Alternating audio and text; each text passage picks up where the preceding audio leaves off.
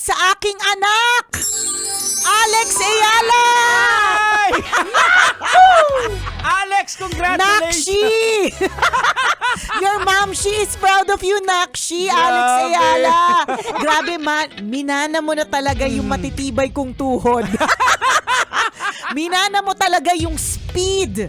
Minana mo talaga yung pagiging athletic. Katigit sa lahat, minana mo talaga yung hindi ka natatakot umitim. Tama.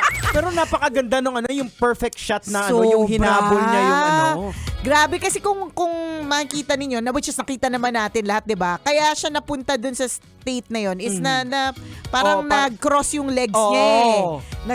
Pero nag-dive pa rin din siya. Pero nag-dive. Tas ang bilis. Tsaka kapag makita mo yung mga slow-mo na shot, kung paano yung isang kamay niya, yung nagbuhat sa buong katawan niya. Grabe, parang siyang lumilipad. Ibang level talaga, Nak. I'm so proud of you, Nak. I'm so proud of you talaga.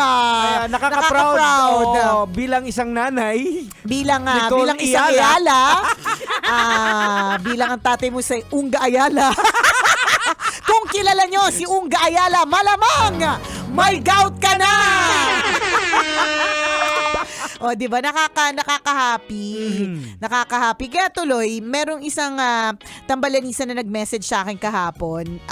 Sinabi niya, bukod sa tawang-tawa po talaga ako dun sa nag-akala na ikaw talaga yung nanay ni Nicole, ni Alex Ayala. Ang dami nagtatag nun sa akin, kahapon pa lang, hindi pa, sa X yun nagsimula sa threads.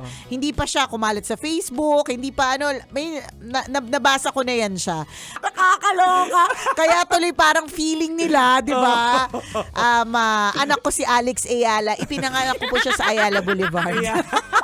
yung ganyang pagkakapanalo ni Alex, yung ganyang matinding ibinigay niyang karangalan sa Pilipinas ay hindi po isang trend lang. Ayan. Ito po ay bunga ng hirap, pagod, pawis at years of training. Correct. Ako isa lang sa nakita ko dito na sana na makita to ng government, ng pamahalaan natin na So sinasabi mo bang hindi nila nakikita?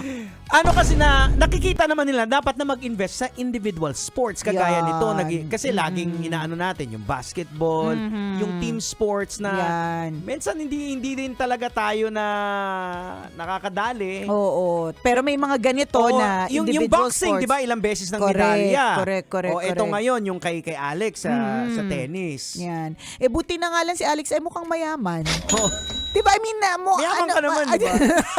Mayaman sa utang. Mayaman sa kalaman. Diba? Nakshi, I'm so proud of you, Nakshi. Your mom, she's so proud of you, ha? Huwag mo kakalimutan, I know you're so busy with training and all. Bisita ka dito sa Love Radio. Tama. Gusto kang interview ni Tito Diego. Tama. Usap tayo, ha? Princess Alex. Princess Alex. Congrats, we love you. Sarap manood ng radyo, no? Ginawa mo na talagang bisyo ang panonood sa amin, no? Umabot ka na rito eh. Huy! Kaya kung gusto mong tuloy-tuloy pa ang tawanan, Iyakan at kiligan, aba, I-like mo na ang video na ito. At mag-comment ka na rin, kabisyo. Hit mo na rin ang notification bell. Para updated ka sa mga kaganapan namin dito sa Love Radio. kailangan pa bang i-memorize yan?